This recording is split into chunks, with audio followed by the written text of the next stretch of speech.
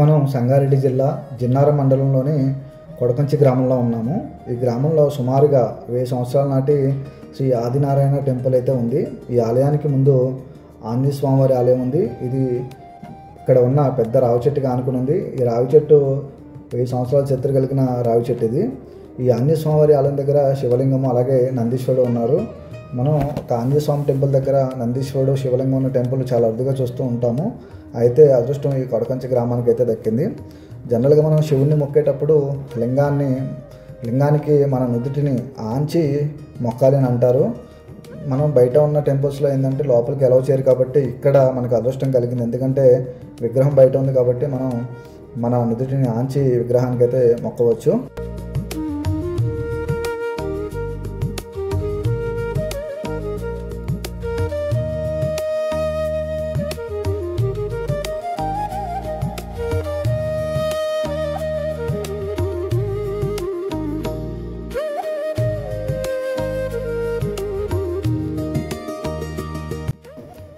ఇది శ్రీ ఆదినారాయణ స్వామివారి గోపురము. సుమారుగా 1000 సంవత్సరాల ఆలయం కావడంతో ఇక్కడ గోపురం దగ్గర చెట్లు అవి మొలిచాయి. బహుశా ఈ ఆలయానికి మెయింటెనెన్స్ లేకపోవడం వల్ల అనుకుంటా. ప్రభుత్వం ఇలాంటి పురాతన ఆలయాలని పరిరక్షిస్తే బాగుంటుందని నా అభిప్రాయం. మీరేమంటారు?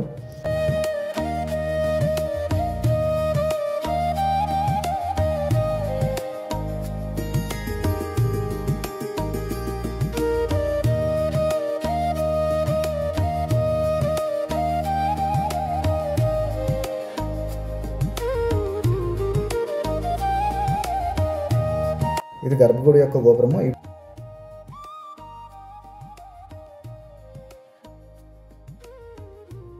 ఇవి దక్షిణ ద్వారం మెట్లు.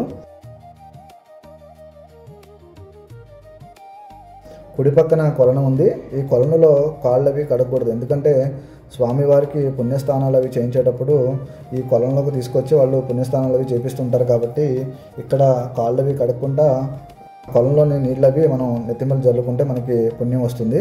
కాబట్టి ఇక్కడ కాళ్ళు అవి కడగకుండా ఆ నీళ్ళు మనం నెత్తిమీద చల్లుకుంటే మంచిదన్నమాట. ఇక్కడ వాతావరణం చాలా ప్రశాంతంగా ఉంది. ఎందుకంటే ఇక్కడ కొలను ఉంది, అలాగే పక్కన పెద్ద చెరువు ఉంది. పైగా ఈ ఆలయం ఒక పల్లెటూరులో ఉంది కాబట్టి ఇక్కడ వాతావరణ పరిస్థితులు అయితే చాలా ప్రశాంతంగా ఉన్నాయి.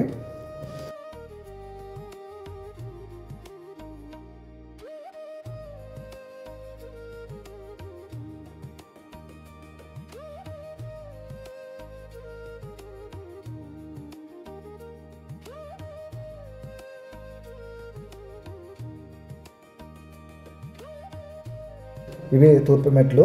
ఈ మెట్ల ద్వారానే ఆలయం లోపలికి వెళ్ళాలి. ఈ ఆలయానికి ఒక చరిత్ర ఉంది. 1000 సంవత్సరాల క్రితం అల్లాని వంశానికి చెందిన రామోజీరావు గారికి శ్రీ ఆదినారాయణ స్వామివారి కల్లోకి వచ్చి మంబాపూర్ అడవి ప్రాంతంలో తన విగ్రహం ఉంది, అయితే ఆ విగ్రహాన్ని తీసుకొచ్చి పూజలు నిర్వహించాలి అని కోరారు. అప్పుడు అల్లాని వంశస్థులందరూ ఆ మంబాపూర్ అడవి ప్రాంతంలోకి వెళ్ళి స్వామివారి విగ్రహం కోసం వెతికారు. కానీ విగ్రహం దొరకకపోవడంతో నిరాశకు గురి అయ్యి ఇంటికి వెనుదిరిగి వచ్చారు. అయితే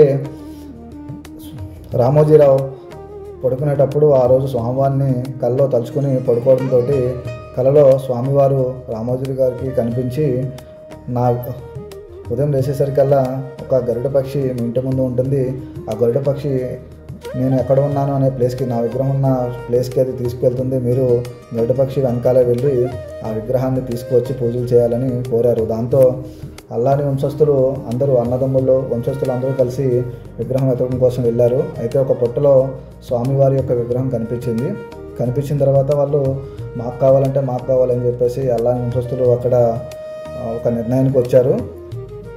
ఒక వర్గానికి చెందిన వాళ్ళేమో మా ఎద్దుల బండికి మీ ఎద్దులు కట్టి అవి వాటిని ఎక్కడికి వెళ్ళి ఆగితే కనుక అక్కడ మనం ఆలయాన్ని అయితే నిర్మిద్దామని చెప్పి అనుకున్నారు.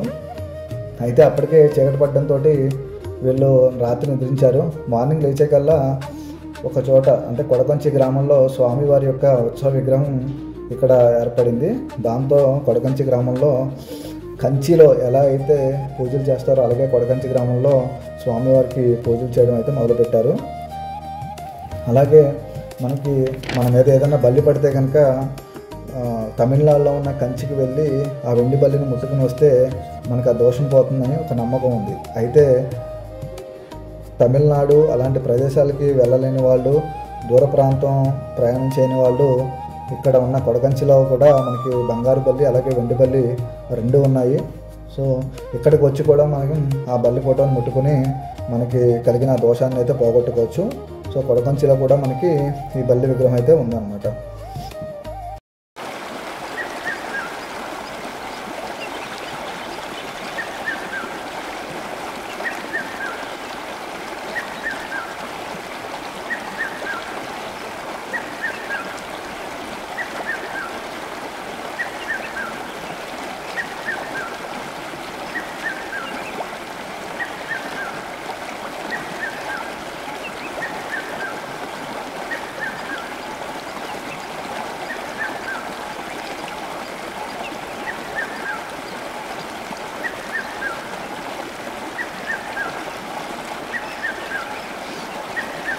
ఇది ధ్వజస్తంభం. ఇక్కడున్న రాయి దగ్గర బటన్ వేలు పెట్టి మనం ఏదైనా కోరుకుంటే ఆ కోరిక తీరేటట్లయితే మన బటన్ వేలు రెండు ఇలా దూరంగా వెళ్తాయి అనేది ఇక్కడ నమ్మకము.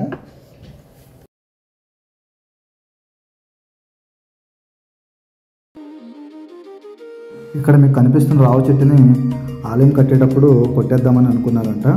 అయితే మీకు ఇక్కడ ఒక పుట్టలా కనిపిస్తున్న భాగంలోంచి ఒక నాగపాము అయితే బయటకు రావడం జరిగింది. దాంతో వీళ్ళు ఆ చెట్టును కొట్టకుండా వదిలేశారంట.